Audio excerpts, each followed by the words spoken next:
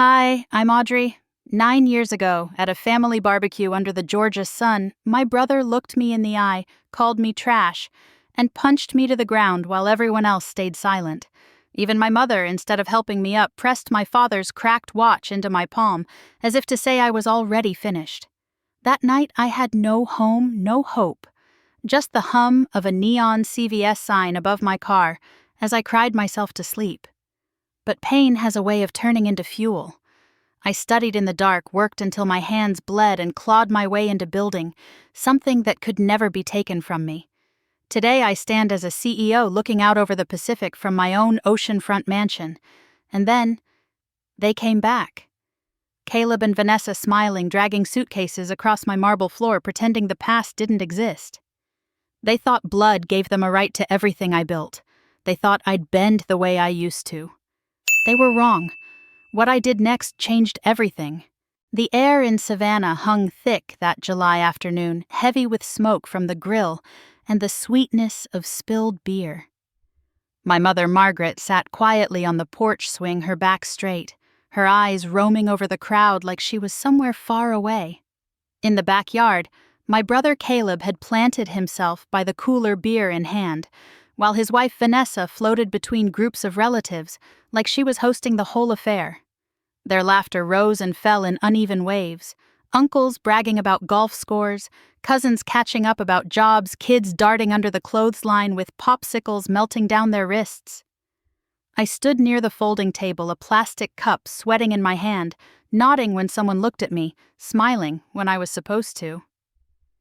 At 29, I felt older than I should have, standing there like a guest at my own family's gathering. No one asked how I'd been. No one seemed to notice that I hadn't been part of their conversations for most of the afternoon. Vanessa finally made her way over the heels of her sandals, clicking against the deck as if she were stepping onto a stage. She put her hand on my shoulder, the kind of touch that feels less like affection and more like ownership. "Audrey," she said, dragging out my name like honey over glass. Still trying to figure things out. "Must be nice, all that free time."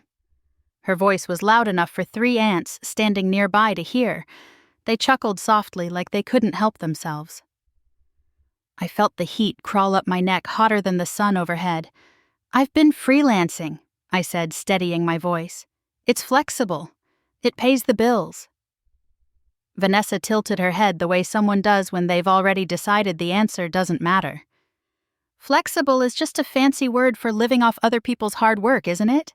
she said, her smile wide sharp. A few more people turned their heads. My brother didn't. Caleb kept his eyes on the lawn, took a long pull from his beer, and let the silence hang heavy between us. I tried to hold myself together. "I've never asked for anything from you," I said, my voice firmer than I felt. Vanessa's laugh was like breaking glass. "That's such a martyr thing to say. Own it, Audrey. You drift. You show up empty-handed. 29 and still no direction. The family's tired of it." The family. She said it like it was a club I had never truly belonged to. I looked around, desperate for someone to speak up. My Aunt Linda kept her eyes on her plate of potato salad. Uncle Frank adjusted his baseball cap and sipped his beer. No one moved. No one opened their mouth. And then Caleb lifted his head. His eyes were glassy and his jaw was tight.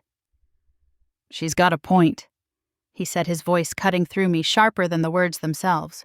"You're always around when there's free food and good company. The rest of the year, you're a ghost." I felt my stomach drop. I thought of the times I'd driven 2 hours to pick Aunt Linda up from the hospital, the weekends I'd helped Uncle Frank fix his mower, the money I'd lent Caleb years ago when he and Vanessa were behind on their mortgage. I wanted to scream all of it, lay it out right there in the grass for everyone to choke on. Instead, I swallowed hard. "Is that really what you think of me?" My voice cracked, and I hated myself for it. Caleb stepped closer, his breath thick with beer. He looked me dead in the eye and spat the words that would echo for years. "Trash like you doesn't belong in my life." The world slowed. The cicadas buzzed in the trees, deafening. I barely had time to react before his fist connected with my jaw. Pain exploded white-hot, my knees buckled, and the plastic cup flew from my hand, spilling sticky soda into the grass. I hit the ground hard, the taste of blood rushing into my mouth. I looked up, dazed, searching the porch. My mother was still there, still silent. In her lap, she held something small, glinting in the light. She rose, walked toward me slowly, and pressed it into my palm. A pocket watch, the old one my father used to carry its glass. Cracked the hands frozen between numbers. She didn't say a word. She just turned her back and walked away. The sting in my jaw throbbed with every heartbeat, but the deeper pain sat in my chest. No one moved. No one offered a hand. My cousins stared into their drinks. My aunts busied themselves with paper plates. Even the children stopped running for a moment, sensing something ugly had happened. I pushed myself up, legs unsteady, the watch digging into my palm. It didn't feel like comfort. It felt like closure, like a door being shut in my face. I didn't cry. I didn't fight back. I walked. Past the grill, past the cooler, past Vanessa's satisfied smirk. Through the gate and out onto the quiet street. The cicadas still screamed behind me, but ahead there was only the sound of my own footsteps. Blood still clung to my lip when I glanced once over my shoulder. No one followed. Every pair of eyes had turned away. I wiped my mouth with the back of my hand, held the cracked watch tighter, and kept walking until the house disappeared behind the trees. The road blurred in front of me, headlights, smearing across the windshield as I drove without direction, hands clenched too tightly on the steering wheel. Savannah's humid night pressed against the glass, and every traffic light seemed to drag me deeper into silence. My jaw still ached, a dull throb that pulsed with every word Caleb had spit at me. Trash! The word clanged in my head louder than the cicadas had in the yard, louder than the laughter that had followed me out the gate. By the time I saw the neon glow of a CVS sign, my arms were trembling from exhaustion. I pulled into the parking lot, the asphalt cracked and shining under flickering lights. A delivery truck rumbled past the driver, not sparing me a glance. I killed the engine and sat in the sudden hush, the only sound the ticking of metal cooling under the hood. The pocket watch lay heavy in my hand. I hadn't let go of it since my mother pressed it into my palm.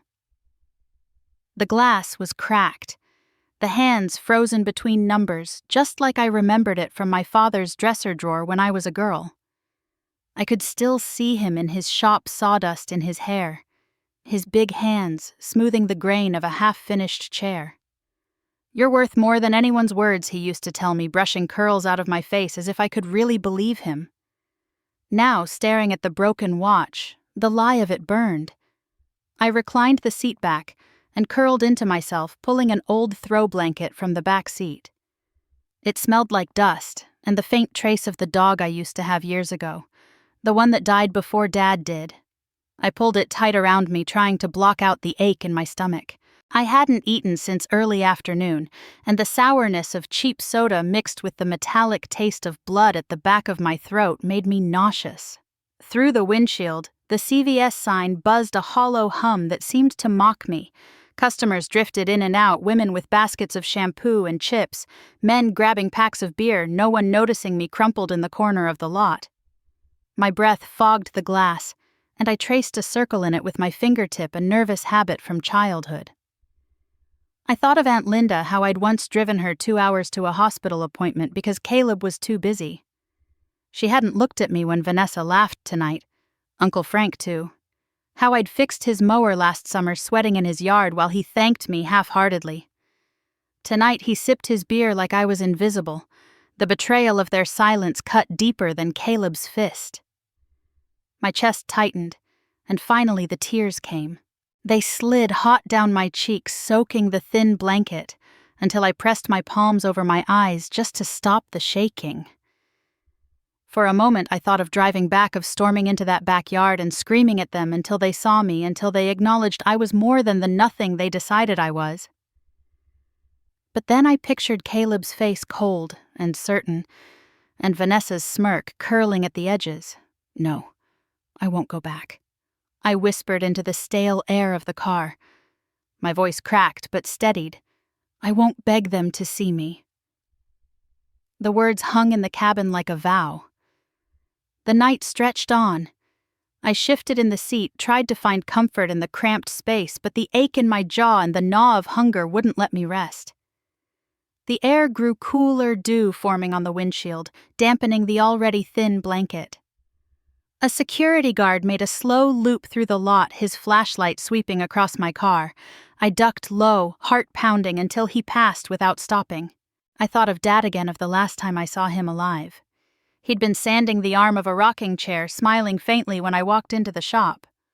"One day you'll build something that lasts longer than wood," he'd said, half joking. I'd laughed it off.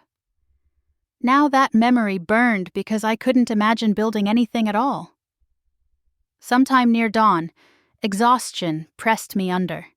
My head lolled against the seatbelt, dreams slipping in and out. Caleb's voice calling me worthless, my mother's face unreadable, Dad's workshop dissolving into sawdust. When I opened my eyes again, the world was tinted pink. The horizon had cracked open, spilling light across the parking lot.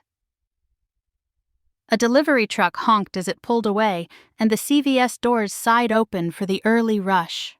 The windshield glowed with the first rays of morning warm against my chilled skin. I rubbed my eyes, pushed the blanket aside, and sat up. My neck ached. My mouth was dry, but the heaviness in my chest had settled into something sharper, clearer. I slid the key into the ignition. The engine coughed to life, rattling like the car itself didn't believe in me. I gripped the wheel tighter, the cracked watch resting on the passenger seat, and pulled out of the lot. Savannah disappeared behind me in the rearview mirror, shrinking with every mile. I didn't know where I was going, but I knew I was leaving. For good. By the time I rolled into Houston, the summer air felt like it was pressing down on me with both hands. I found a studio apartment on the east side, the kind of place that looked decent enough on the listing, but in person reeked of mildew and regret. The windows were cracked and patched with duct tape. The carpet stained a dozen different shades of brown. The landlord didn't bother to show me around. He just shoved the keys into my hand after I counted out the deposit in crumpled bills. It was all I could afford, and even that felt like a stretch. The first night I lay on a thin mattress on the floor, staring at the ceiling where the fan spun on a bent rod, clicking every third turn. My stomach growled, but I ignored it, knowing I needed to make what little I had last. The next morning I reported to the warehouse job I'd managed to land from a Craigslist ad. The place was cavernous, echoing with the sound of forklifts and the sharp beeping of machines backing up. The air smelled of oil and rubber, and sweat dripped from the walls like the building itself was exhausted. My task was simple: unload shipping containers, stack boxes, load trucks, over and over again. The shifts were long, 10 to 12 hours, and the pay was barely enough to cover rent and a few groceries. My palms blistered, then hardened into calluses. My lower back screamed every night. I learned to live on instant noodles, peanut butter sandwiches, and coffee so cheap it tasted like burnt dirt. Most of the guys I worked with were older men beaten down by years of the same grind. They didn't talk much except for grunts or the occasional curse when a pallet slipped. A few younger men joked around, but I never joined in. I kept my head down, lifting, carrying, stacking until my arms shook. Weeks bled into months. I started marking time by the bruises on my shins and the paycheck stubs I pinned to the fridge. I told myself this was temporary, that something would break open eventually, but the silence of the nights in that apartment made it hard to believe. By the summer of 2019, the heat was merciless. Houston summers feel like punishment. Triple-digit days, where the asphalt shimmers and the air sticks to your skin. One afternoon we were unloading a truck in the yard. The sun hammered down the temperature, cresting over 100, and the blacktop radiated heat straight through my boots. I remember bending to grab a box, and then nothing. The world tilted sideways, white light blooming at the edges of my vision. When I woke up, I was lying on a gurney in a hospital hallway, an IV dripping into my arm. My mouth was dry, my skin clammy, and my shirt still smelled of sweat and asphalt. A nurse checked my pulse, her tone brisk. "You passed out from heat exhaustion. You're lucky someone saw you go down." Lucky. That word tasted bitter. No one from the warehouse had come with me. No family waiting at my bedside. Just the cold buzz of fluorescent lights and the hum of machines. Later, a doctor came in, a clipboard in his hands. He rattled off instructions about hydration, rest, and follow-up visits. Then he flipped to the billing section. "You'll get a statement in the mail," he said like it was nothing.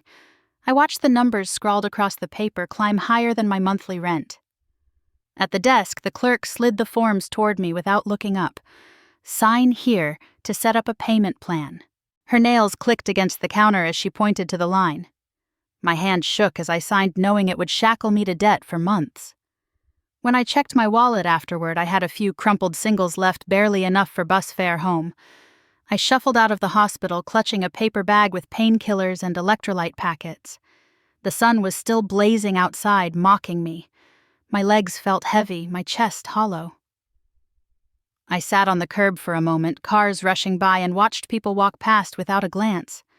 No one knew me here. No one cared. The thought settled over me like a weight I couldn't shake. I pushed myself up, staggered to the bus stop, and leaned against the pole. Across the street, a man was buying flowers from a roadside stand, laughing with the vendor. It was such a small, ordinary joy, and it felt like something I would never touch again. By the time I reached my apartment, the sky had turned a bruised shade of purple. I unlocked the door, stepped into the stale air, and dropped the bag of medicine onto the counter. My mattress waited on the floor, a lump in the corner.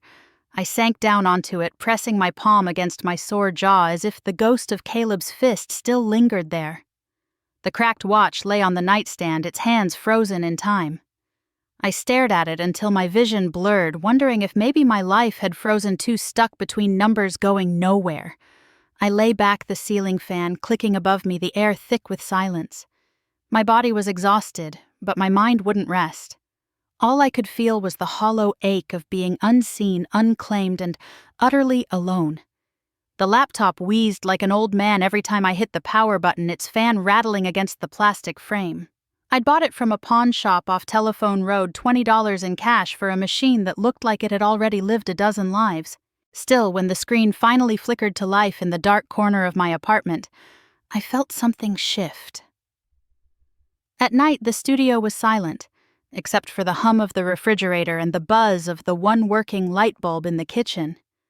I would sit cross-legged on the mattress, the laptop perched on a plastic crate I used as a desk, the glow casting shadows across the peeling wallpaper. My fingers stumbled over the keys, trying to follow tutorials I barely understood. The first time I copied a few lines of code into the terminal and hit run, nothing happened. Error messages flashed red across the screen. I tried again, tweaking a semicolon here, a bracket there, but the laptop beeped at me like I was stupid. I cursed under my breath, slammed the lid shut, then opened it again, because quitting felt worse. Nights stretched long.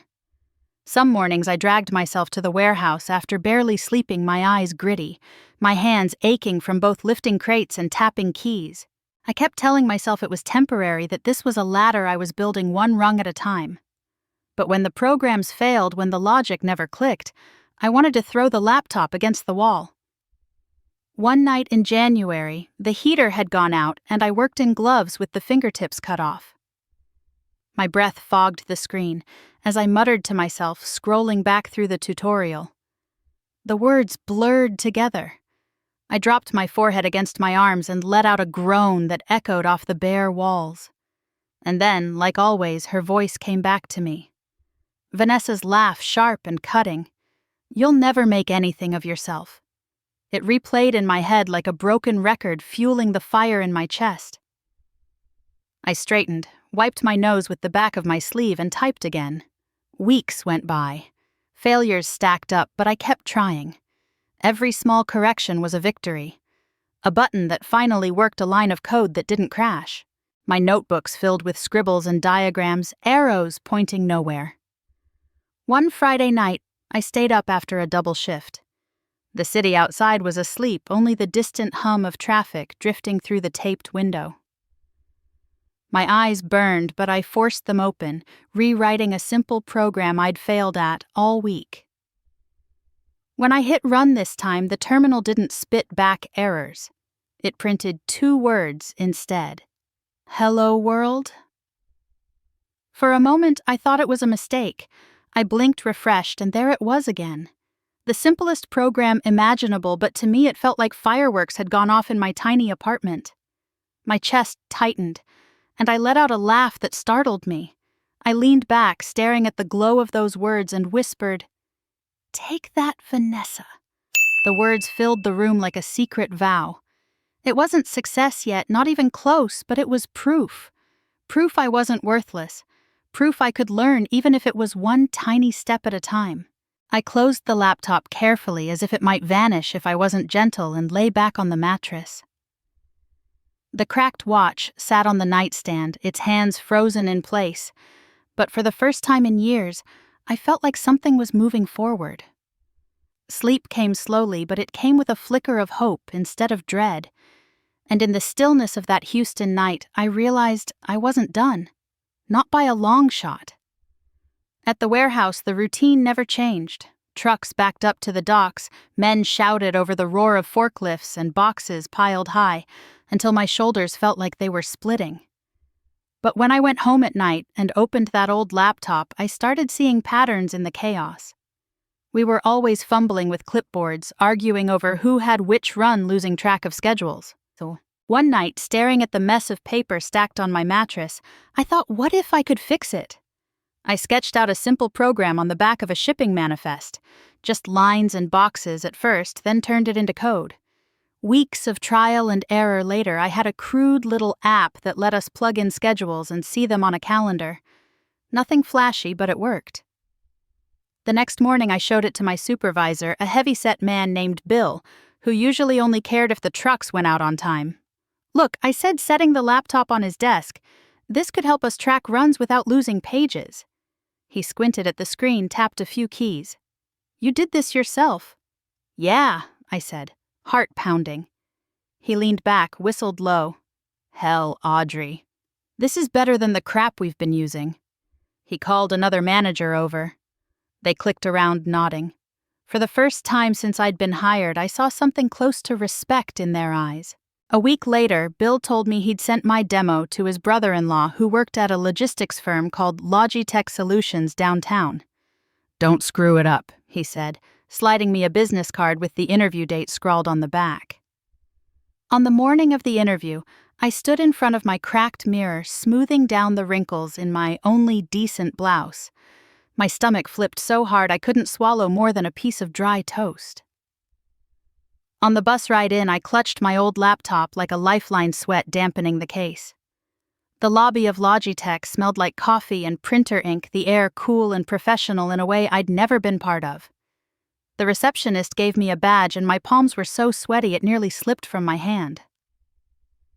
When they called me into the conference room, 2 men in button-down shirts sat at the table, a woman with a tablet beside them. They asked about my background, and I tried to keep my voice steady as I admitted I'd never had formal training. "But I can show you what I built," I said, opening the laptop. They watched as I pulled up the scheduling app, the calendar clicking smoothly as I input data. One of the men raised his brows. "This is simple," he said, "but it's practical." The woman nodded, typing notes. "Did you code this alone?" she asked. "Yes," I said, my throat dry. There was a pause, then one of them said, "Rough around the edges, but we can work with this." I don't remember leaving the building. I just remember sitting on the bus, staring at the city passing by, trying not to grin like a fool. 2 weeks later, an email came through. They were offering me a trainee position. My hands shook as I read it. For the first time in years, it felt like a door had opened just for me. At orientation, they handed me a badge with my name printed in block letters. Audrey Miller, Logitech Solutions.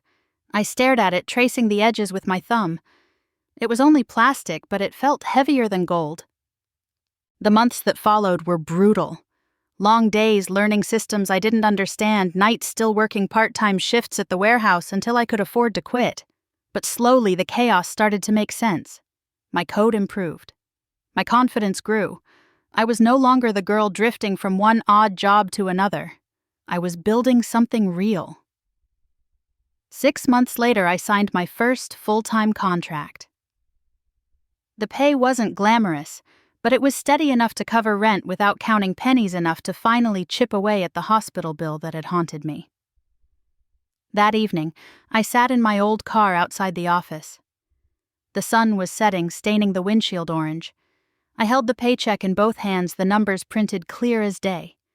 My throat tightened, and before I knew it, tears blurred the ink. I pressed the paper to my chest and let myself cry, not from pain this time, but from relief. For the first time since Savannah, I felt like maybe I wasn't broken beyond repair. The convention center in downtown Austin felt like another planet. Bright banners hung from the rafters, LED screens looped endless product demos, and every booth pulsed with neon colors and slick slogans. Young men in fitted suits handed out business cards like candy, their voices loud and confident over the hum of 1,000 conversations. I tugged at the collar of my secondhand blouse, wishing I'd managed to iron out the wrinkles. My shoes pinched, and the name tag clipped to my chest felt more like a warning label than a welcome. I wandered past booths showcasing AI-driven robotics, smart logistics dashboards, and supply chain forecasting tools that looked far sleeker than anything I'd ever touched. Each pitch felt like a language I half understood, just enough to make me aware of how much I didn't know. I kept my eyes down, weaving through the crowd until I heard someone call my name. Audrey Miller. I froze, then turned. Standing a few feet away was a man with a wide grin and tired eyes. It took me a second to place him, but when I did, a rush of high school memories tumbled back. "Dante," I said. "Holy hell," he laughed, striding forward and pulling me into a quick hug. "I thought that was you. It's been, 15 years? More like 16, I said, a little breathless. He had been in my computer lab class back in Savannah, the kid who always forgot his password and begged me to fix his login. Now he was dressed in a tailored jacket, his badge reading, Dante Marshall, co-founder, Arcadia Ventures. "You look good," he said, stepping back to study me. "What are you doing here?" "Work sent me," I said, brushing at my blouse self-consciously. "Logitech Solutions? We do inventory software?" He tilted his head. "No kidding. I've heard of them." He gestured toward the lounge area near the coffee kiosk. "You got time to catch up?" We found a quiet corner away from the crush of people. The smell of espresso cut through the recycled air, and I wrapped my hands around the paper cup just to steady them. Dante leaned forward, elbows on the table. So he said, "What's the story?" "Last I knew you were going to community college. Then you vanished." I hesitated, then gave him the short version. The warehouse job, teaching myself code on a pawn shop laptop, the little scheduling app that landed me at Logitech. I left out the family part. I didn't have the energy to unwrap that wound in the middle of a tech conference. When I finished, he sat back, whistling low. "Damn, Audrey, that's not nothing.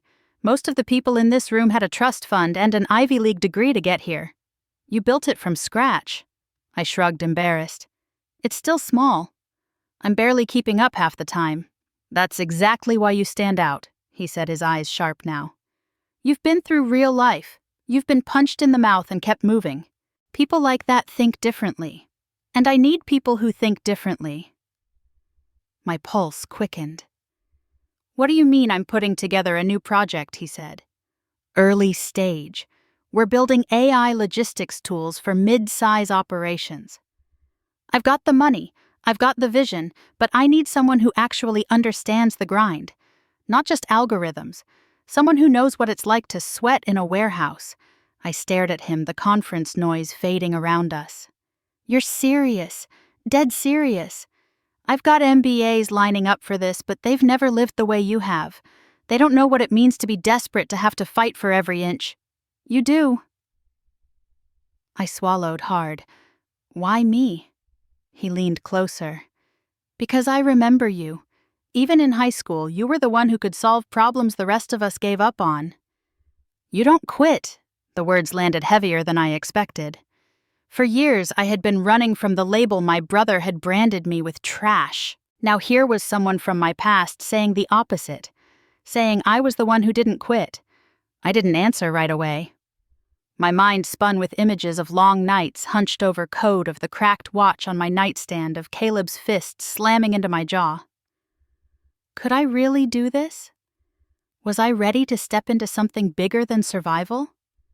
Dante watched me. Patient. Think about it, he said finally, slipping a card across the table. Call me when you're ready. We parted after that, swallowed by the tide of suits and screens and flashing lights. That night, in the quiet of the cheap hotel room, I sat on the edge of the bed with my laptop balanced on my knees. The city buzzed outside the window, but I hardly heard it. Dante's words replayed in my head, colliding with every doubt I'd carried for years. I opened a blank document and stared at the blinking cursor. For a long moment, I hesitated, my hands frozen above the keyboard. Then slowly, I began to type out a plan. The first outlines of something that might one day change everything. By 2024, the rhythm of my life had shifted into something I never would have believed possible 2 years earlier. Dante and I had spent months crisscrossing the country, pitching to investors, refining demos, watching slide decks blur together in boardrooms that smelled of leather and ambition. Against all odds, it worked. Funding came through, and with it, the company we had only sketched out in that hotel room in Austin became real.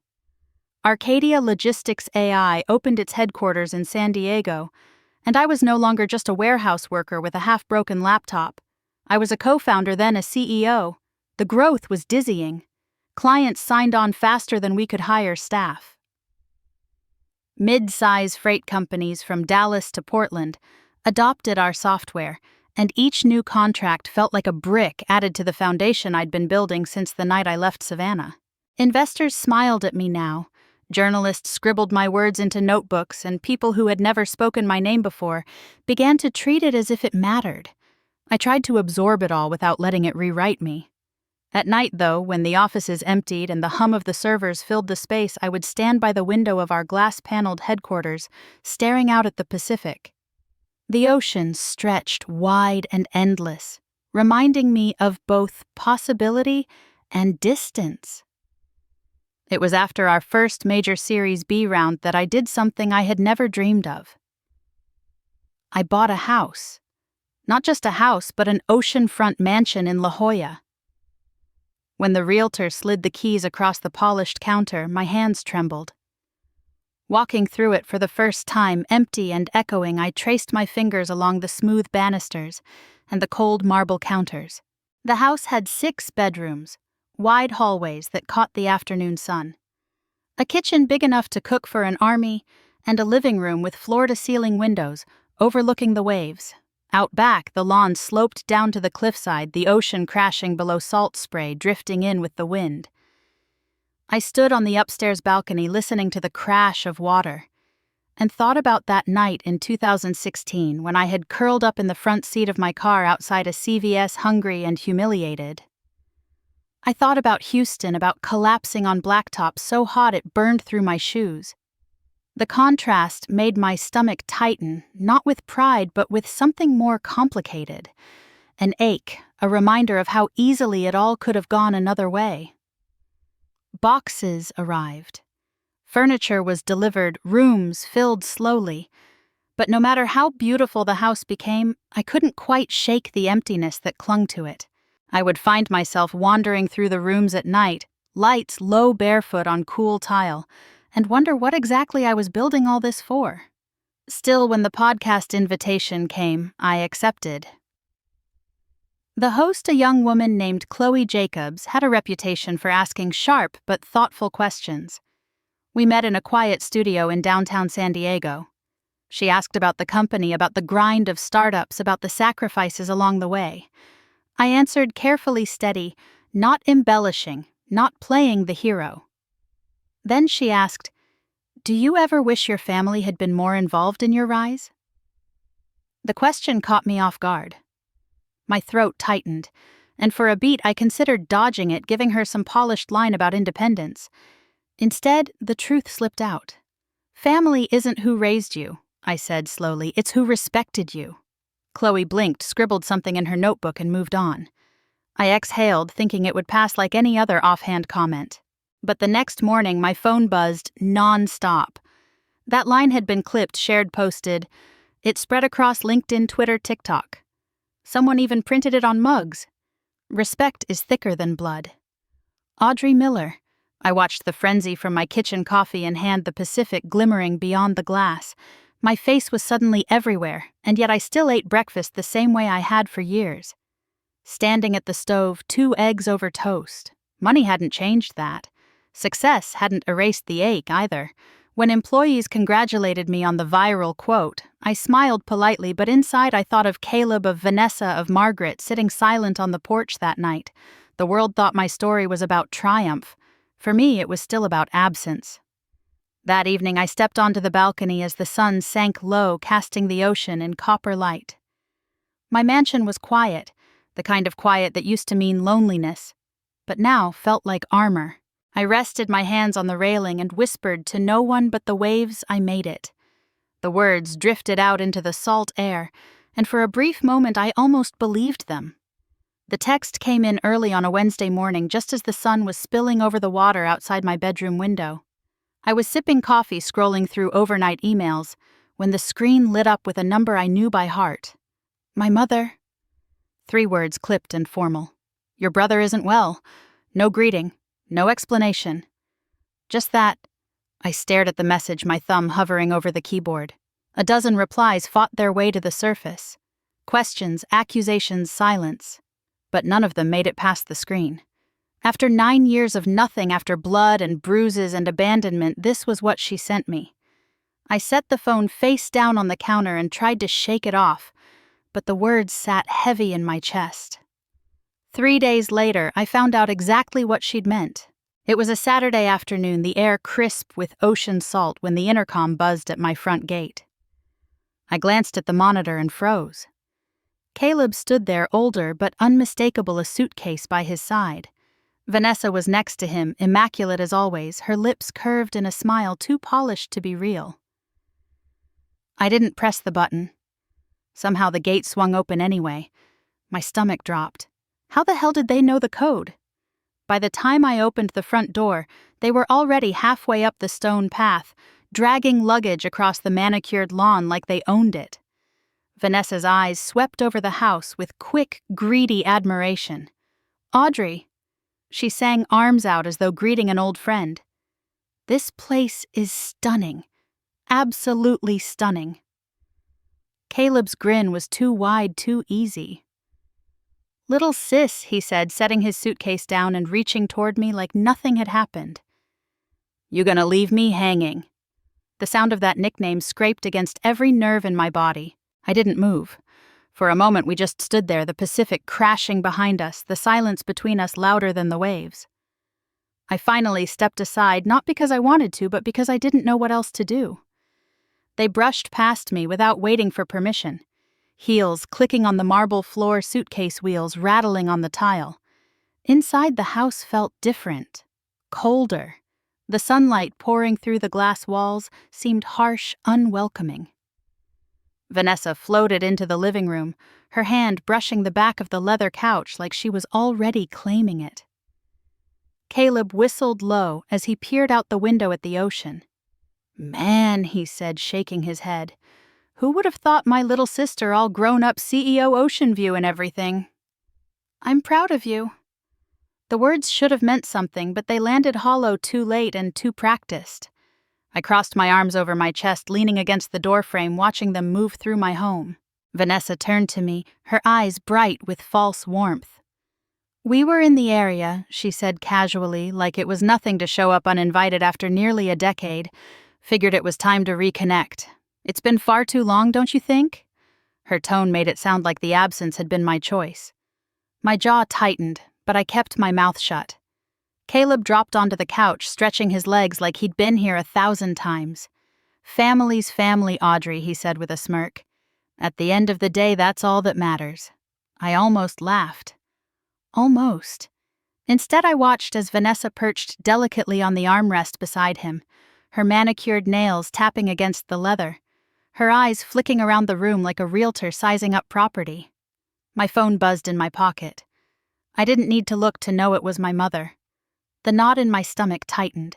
She had let this happen. She'd given them the code. I swallowed hard, the taste of coffee suddenly bitter. Without saying a word, I reached behind me, closed the front door slowly, and leaned my back against the wood. The lock clicked into place, sealing us all inside. And just like that, the mansion I had built brick by brick, the one place that was supposed to be mine alone, no longer felt like home. It felt invaded, colder with every breath I took. They moved through my house like they owned it. By the third morning, Caleb had claimed the guest room with the better view, his socks tossed in a heap by the dresser, and Vanessa had filled the bathroom counter with a small army of makeup bottles and perfume. The kitchen smelled of bacon she'd fried without asking, grease popping against my stove, her voice lilting as if we were roommates. The refrigerator door hung open while she rearranged my shelves, sliding her cartons of almond milk next to my meal prep containers. I said nothing. I watched silent, the pressure building in my chest like a storm not yet broken. Every laugh, every casual comment about our place chipped away at the calm I had trained myself to keep. That afternoon, I set my printer humming in the study. 2 crisp copies slid into the tray guest agreement. Hannah Lee, my attorney, had drawn them up after my late-night call, her voice steady, practical. "You have every right to set boundaries," she'd said. I placed the documents in a neat stack on the kitchen island and waited. They wandered in around noon.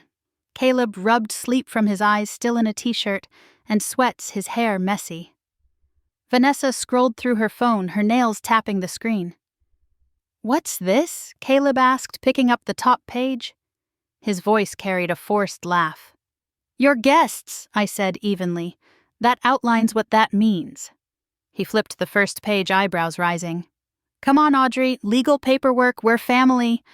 Vanessa set her phone down, her smile tightening. She read a few lines aloud, her voice dripping with disbelief. "Maximum stay 30 days. No alterations to property. No guests without homeowner's permission." She slammed the paper back down. "Are you kidding me?" I met her eyes, unblinking. "No." Her mouth twisted, her voice sharpening. "You walk around this mansion like you're some self-made queen, but you forget who helped you when you were nothing, who kept the lights on when you were too busy dreaming." I remember everything I said quietly. That's why this isn't a favor. It's a line. For a moment, silence. Caleb shifted uncomfortably, flipping to the last page. The weight of my stare pressed on him. Then Vanessa snapped. Her voice cracked like glass on tile. "You want to draw lines? Fine. Let's talk about what your precious brother did. He lost our house, Audrey. All of it." Caleb's head jerked toward her, his eyes wide. "Vanessa." "No, you don't get to hide now." She jabbed a finger at him, fury spilling out. "Blackjack, sports bets, loans we couldn't crawl out from under." I begged him to stop, but he kept going until the bank took everything. "That's why we're here, not because we missed you, because we had nowhere else to go." Her words rang through the kitchen, each one heavier than the last. Caleb looked stricken, shoulders sagging. His beer-stained bravado drained out of him. He opened his mouth, closed it again, staring at the countertop as if it might save him. I stayed still, the storm inside me settling into something colder. Not sympathy, not anger, control. For the first time in years, I wasn't the younger sibling scrambling to clean up his mess. I was the one holding the line. Vanessa grabbed a pen from the counter, scrawled her name across the bottom of the agreement, and shoved it toward Caleb. Her eyes glittered with rage, but not a single tear. "Sign it." He hesitated, looked at me once, then lowered his gaze and signed. The sound of the pen scratching against paper was louder than any argument they could have made. When they left the kitchen, I picked up the signed copies, my hands steady. I walked to the bookshelf in the hallway, slid a stack of journals aside, and set the documents down beside the old family photograph I had never thrown away. The frame was still cracked, the glass split across our smiling faces. I didn't fix it. I just left it there. The broken past and the new boundary side by side. Proof of what I'd chosen to carry and what I refused to anymore. The storm came in off the Pacific like a train, wind howling down the cliff, rain flinging itself sideways against the glass. Sometime after 2, the power dipped, the bedside clock blinking, and my phone rattled on the nightstand with a burst of notifications that sounded like hail. I groped for it, eyes still gummy with sleep, and the screen lit my face a harsh blue. There were messages stacked on top of each other, texts from numbers I didn't recognize, and 3 missed calls from a junior engineer who never called me at night. Links crowded the thread. The first one opened to a grainy video already racking up views, a kitchen, my kitchen. The island in the foreground, my body framed at an ugly angle by the camera in the corner. My hands were raised mid-explanation, but the audio... God! The audio was a woman sobbing, high and ragged, layered under a man's voice shouting. The caption read, "CEO caught in violent outburst at Oceanfront mansion." For a heartbeat, I couldn't breathe. The next link was the same clip reposted with a different headline, "Is this who she really is?" Comments scrolled beneath a mix of knives and rubberneckers. I scrubbed to the beginning. The timestamp in the corner was familiar. I'd been explaining the guest agreement terms to Caleb and Vanessa in a steady voice, palms open to show I wasn't escalating.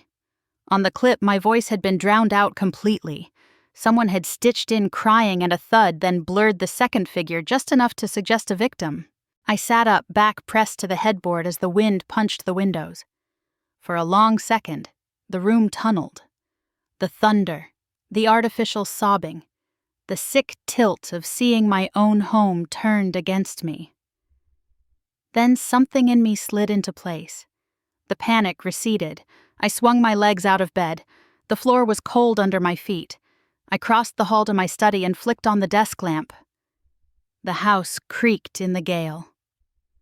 In the bottom drawer, right where I'd left it after the break-in at our office last year, lay the small, matte black drive with a strip of masking tape, labeled with the install date. My black box. Paranoid, some colleagues had joked. Necessary, I'd said. I plugged it into the tower, opened the security dashboard, and pulled up the archive. Every camera in the house mapped out in neat rectangles. The foyer, living room, kitchen, hall. I scrolled to the timestamp from the clip heart, pounding a little faster now for a different reason. Oh, the raw feed loaded clean and color true with the original audio track. I watched myself in the kitchen, the island bright under pendant lights. My voice was even quiet. "Your guests," I was saying. This outlines what that means.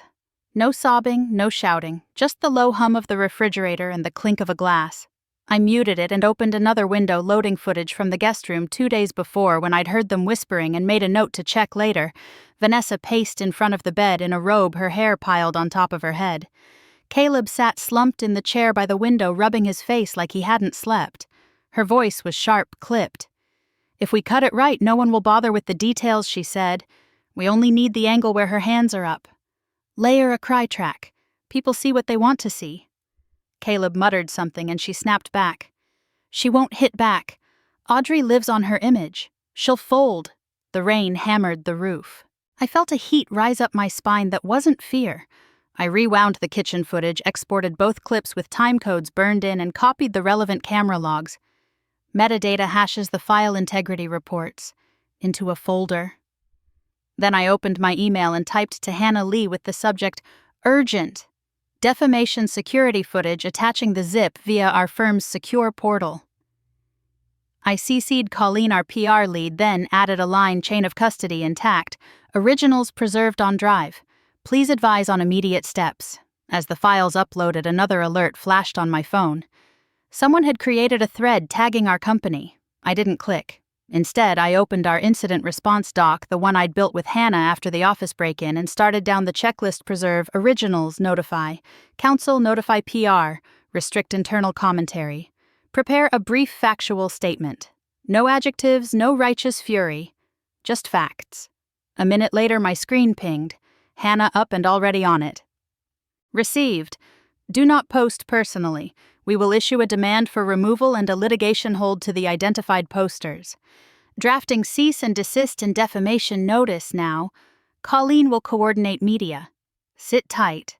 Colleen chimed in next, confirming receipt. We'll push a statement to press within the hour with a short clip from the original audio demonstrating no yelling, crying. We'll reference manipulated audio and include counsel's notice. Are you safe? I glanced toward the hall. The guest wing was at the far end, doors closed. The house shifted with a gust beams groaning. Yes, I typed. They're still here. I'll keep distance. Copy, Colleen wrote. We'll handle the narrative. Do not engage online. The next hour unspooled in a hum of purposeful movement. I brewed coffee with hands steadier than I expected, added a splash of milk, and took it back to the desk as the storm rattled the gutters. The worst part was knowing the clip would live forever somewhere exactly as they wanted it to, a poison seed that would sprout in someone's mind the next time my name appeared. But truth had weight, and I was gathering it piece by piece. Headlights washed briefly across the far windows, someone braving the rain on the coastal road. The power flickered again, then steadied. My inbox filled with the kind of messages that smell like smoke. Investors asking if I needed support a client's GC, requesting assurance 2 employees forwarding the video with frantic question marks. I replied with the prepared language. We're aware of a manipulated video circulating. Counsel is issuing notices. Please refrain from public comment. See attached factual clip. At 4:18 a.m. Hannah sent over PDFs the cease and desist addressed to 2 of the biggest accounts pushing the clip, the defamation and false light notices, and a preservation of evidence letter instructing them not to delete anything, messages, raw files, export logs, the works. We'll file if needed, she wrote. High likelihood of malice given planning footage. Colleen followed with a draft press note. Security footage provided by Ms. Miller demonstrates the circulating clip is manipulated with fabricated audio. We are pursuing legal remedies for defamation and cyber harassment. We encourage responsible outlets to verify with original materials. She'd clipped 5 seconds of the kitchen with the natural audio. Bum. The quiet of the room, my level tone. And a single frame from the guest room conversation where Vanessa's mouth formed the words, "Cut it right." Approved, I replied. Release. By 5, the first headlines began to pivot. A tech outlet that had posted the rumor added an update in bold at the top. Company provides original footage, manipulated audio, alleged. A business reporter I respected DM'd Colleen asking for the full file and published a careful piece an hour later. Viral clip of CEO deemed fake after originals released.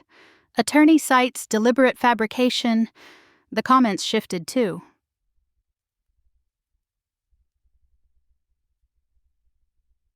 Less certainty, more caution. Some apologies tucked between the holdouts who preferred the first version. I stood, stretched the stiffness out of my neck, and walked to the kitchen. The island was as it had been in the clip. Bowl of fruit, the stack of guest agreements in a thin manila folder, a mug on the drying rack. The room smelled faintly of last night's lemon cleaner, the air sharper because of the storm. I ran a hand along the counter and felt the quartz cool under my palm. Down the hall, a door clicked softly. I held still, listening, but no footsteps followed. A minute later, the silence returned, the kind that is almost loud in a big house. My phone buzzed again. Hannah. We've identified 2 original uploaders. Notices served. We'll discuss complaint after you rest. Don't speak to them. If they attempt contact record and forward. In the living room, the ocean was a smear of steel through rain-spattered glass. Lightning stitched the horizon, then withdrew, leaving the world a shade lighter than before. I carried my coffee to the window and watched the water heave and settle over and over, relentless. The phone buzzed once more. Colleen sent a link. I tapped it. The headline landed with a clean thud in my chest. False abuse claim backfires. Source footage shows no altercation. Legal action looms. Below it, a subheading: Attorney for Audrey Miller issues defamation notice. Experts flag telltale signs of audio manipulation. I exhaled long and slow. It wasn't victory. These things never feel like victories, only reprieves, but it was enough to hold the line. Somewhere in the guest wing, a floorboard creaked. I didn't go to them. I set my empty cup in the sink, turned off the light above the island, and listened to the storm move farther out to sea. On the 3rd morning after the storm, the house woke me with a new kind of quiet. No cupboard doors tapping, No clatter of a mug against the counter. No perfume fog hanging in the hallway. The ocean kept its steady rhythm beyond the glass, but inside the rooms felt lighter, as if something had been lifted and carried out to sea. I walked to the kitchen in bare feet. The island was clean except for a small appliance wrapped in a dish towel. Vanessa's air fryer, the one she'd insisted had changed her life as she dropped frozen fries into my sink. Beside it sat a half-used bottle of perfume, the cap missing its sweet artificial scent, flattening against the salt air. A sticky ring on the marble marked where it had stood for days, a little halo they didn't bother to wipe away. I opened the fridge. 2 cartons of almond milk, half a lemon, a container of my meal prep with a fork stuck inside. The door shut with a soft thud. In the guest wing, their rooms were stripped in that hasty way people leave when they're afraid of being stopped. Drawers half open, hangers tangled on the floor, a towel damp on the bathroom rack. The bed with the better view had an imprint in the mattress like a shadow that hadn't caught up yet. They were gone. No note, no message, just absence, the kind that thins a room down to its bones. I stood at the threshold for a long minute, listening to the kind of silence that tells you the decision is already made. Then I turned and walked the length of the hall. The bookshelf waited where it always did, the cracked family photo propped against a stack of old journals. Beside it, the manila folder lay exactly where I'd left it, the guest agreement signed in 2 angry hands. The diagonal fracture across our smiling faces caught the light and threw it back in a thin, hard line. I didn't move the frame. I didn't straighten it. I let it sit there broken and honest the way it had for years. Back in my study, my phone buzzed with a calendar reminder from Hannah. Call at 10 to discuss next steps on the notices. I glanced at the time, then opened the security app out of habit. The gate feed showed the coastal road slick with last night's mist, a gull pacing the fence like it had business to attend to. I tapped into the access log to confirm what I already knew. There had been an exit at 5:43 a.m., then the long flat line of an empty morning. A detail I usually skimmed past snagged my eye. 3 days earlier, the day they showed up, an entry marker in the log carried a label Remote Unlock. User Margaret. I zoomed in. The gate company branded names to codes for convenience. When I'd set up the system the first week in the house, I'd added my mother as an emergency contact with a single-use entry code in case something ever happened, I'd told myself. In case I needed someone to get in when I couldn't. The notation was clear. The code affiliated with her name had been used. No keypad entry at the pillar, no ring at the intercom. Remote Unlock.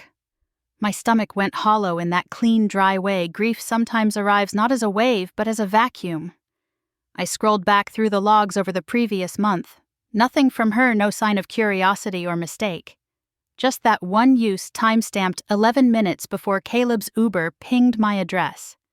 I took a screenshot, saved the log, and sat back. It could have been an accident, my mind offered first, because the part of me trained to make excuses for people I loved still woke up early. Maybe she misunderstood. Maybe she thought she was helping. But the message she had sent 2 days before they arrived returned in its short, clipped shape. Your brother's not doing so well. No greeting, no question, just a door ajar. The phone felt heavy in my hand. I stared at my mother's contact for a long time, then pressed call. She answered on the second ring, her voice small in a way that made me think of the porch swing in Savannah, the way she had held the watch and looked past me. Audrey, morning, Mom. I kept my tone even. They're gone. A pause. Oh, you let them in. I said, not a question. The gate log shows your code. She exhaled, the sound thinning. He called me, she said. Your brother. He sounded lost. The word dragged out of her as if it weighed more than she thought it would. He said he needed a place to rest. He had a place, I said. It just wasn't his. I thought if you saw him, if you were in the same room, you might remember, she trailed off. Maybe I made a mistake. I swallowed. The watch flashed in my mind, warm in my palm on a hot night the second hand stopped for good. You could have called me, I said. I was afraid you'd say no. I would have, I said, because there was nothing else to say. We let the truth sit between us clean and plain like a table with nothing on it. I didn't know about the video she added quick, as if absolving herself would rewind the tape. I didn't know they would do that to you. Neither did I said. For a moment we both listened to the emptiness on our ends of the line. I'm sorry, she said. But the words came like someone reading a script for the first time. She didn't ask how I was. She didn't say she had been wrong. She didn't say she believed me now. She just left it where it fell. I have to get on a call, I said, because I did and because I couldn't carry both that conversation and my own spine at once. Take care of yourself. You too, she said, and the line clicked quiet. I put the phone face down and stared out the window. The ocean rolled its slow shoulders, indifferent to who left or stayed. In the guest bath, the light was still on. I went to turn it off, passing a small pile of their leftovers, a pack of off-brand razors, a nail file, a half-empty travel bottle of cheap shampoo. I set them in a paper bag with the air fryer and the perfume and tied the top loosely. Hannah would tell me not to dispose of anything just in case, but it felt like trash already, something that had outlived its usefulness. At 10, Hannah's voice came through clear and direct. 2 platforms pulled the clip. We've got preservation letters out to 4 accounts and a host site. I want to file by end of week. The planning footage is strong evidence of malice. Do it, I said. Any contact from them? They left, I said. No forwarding address. Good, she said, and I could hear the click of her keyboard. One more thing. Don't change your routines, but be mindful. If you need private security for a week or two, say the word. I'm fine, I said, and realized it was almost true. After the call, I walked the hallway again, slower this time. I paused at the photo, the sun from the clear estuary window cutting across the crack, lighting it like a seam in a rock face. In the picture, we were younger, my father's arm around both of us. My mother smiling at a point just off camera. Everyone always says glass can be replaced as if intact is the same as honest. I had left the fracture there on purpose, a record nobody could rewrite, least of all me. I picked up the manila folder and weighed it in my hand, then slid it back into place and adjusted nothing else. The house didn't feel empty. It felt settled the way a room does after you've moved a heavy piece of furniture and finally put it where it belongs. In the kitchen, I brewed a fresh pot of coffee, the good kind that fills the air with warmth instead of bitterness. I cracked a window. The ocean air moved through the room, lifting the last of the leftover scent and carrying it out. On the desk in my study lay an envelope I'd been ignoring for a week, cream paper with a foundation's letterhead, my name in a tidy serif font. I had submitted the application months ago, a grant in my mother's name for a program that would help single mothers earn their GEDs. I hadn't opened it yet, maybe because I already knew the answer, maybe because I wanted to decide for myself what that answer meant. I set the paper bag by the door for later. I powered the monitors down. The house exhaled with me, the day smoothing out along its edges. Then I went back to the hallway past the photo without touching it, and let the crack belong to the past, exactly as it was. I went to my study and slid the cream envelope from beneath the monitor. The seal had been broken and resealed in my mind a dozen times. I took a breath, tore it clean, and unfolded the letter on the desk.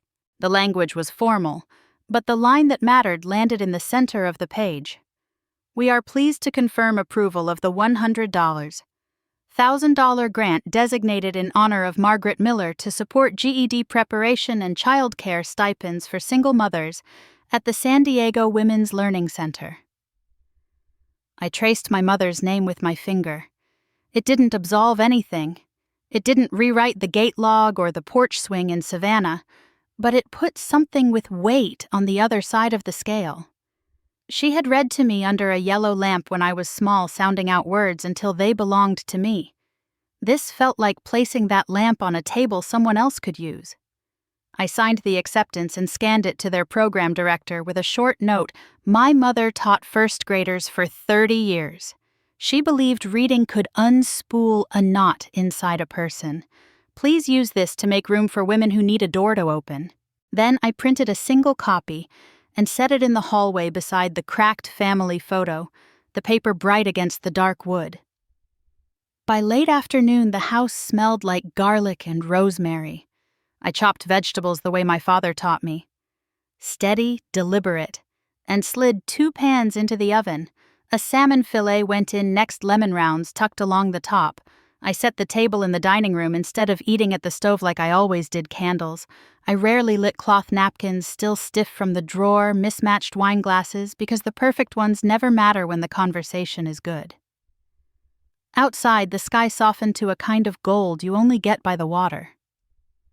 Mark Rodriguez arrived first, hair still damp from the ocean, a loaf of sourdough under his arm. He hugged me without asking, the way people do when they've seen you at your worst and your best, and know you'll tolerate it. "This place, Audrey," he said, spinning once in the foyer and laughing. I still remember the break room where we used to split instant ramen. "Some things improve," I said, taking the bread. "Some we keep for the story." Jenna from product came after, then Omar from data, and Priya from ops, who had driven all the way down from Carlsbad with a homemade pie that perfumed the room before she even set it on the counter. Dante sent a photo from an airport. Rain-slicked tarmac, a thumb up, and a text that read, "Save me a seat next time. Proud of you." We crowded around the kitchen island with plates balanced on palms, talking over each other as people who trust each other will. The food was good but incidental. What filled the house was sound. The ordinary music of the living. Mark told a story about his first week as an intern, how he'd broken a script and thought he'd tanked a deployment. "I walked into Audrey's office ready for judgment," he said, raising his glass in my direction. She turned the monitor around and said, "Okay, let's break it together properly and then fix it." And then she sent me home for 2 days when my dad died and told me to come back when I could breathe. He looked at me and smiled, eyes bright. "That saved me." Jenna shook her head, grinning. She also killed the feature I loved most, because the data said it didn't serve customers. I was mad for a week. Then the retention graph proved her right. I still hate that she was right. Priya pointed her fork. She's also the only person who answered my Slack at 2 a.m. when we were bleeding money from that bug and asked, "Are you okay?" before asking about the numbers. Omar, quiet by nature, lifted his glass without speaking, the gesture simple and complete. I felt the heat of it rise in my throat. We moved to the table as the sun slid lower, the room letting in the long amber light that makes everyone look like they're exactly where they should be. Conversation drifted to bad movies and worse airline snacks, to the time our demo froze in front of a room full of people, and how we recovered with jokes and a whiteboard. I watched their faces, their ease with each other, the shorthand, and something inside me clicked into alignment. Family had always been a word people used like a net. Tonight it felt more like a circle drawn on purpose. When the plates were mostly empty and the candles had burned down to small lakes of wax, I stood and tapped a fingernail against my glass. The table quieted. "I'm not great at speeches," I said, which was true in rooms that smelled like lemon cleaner and microphones. "But I can say this here. I used to think building a life meant building walls to keep certain people out. And maybe that's part of it.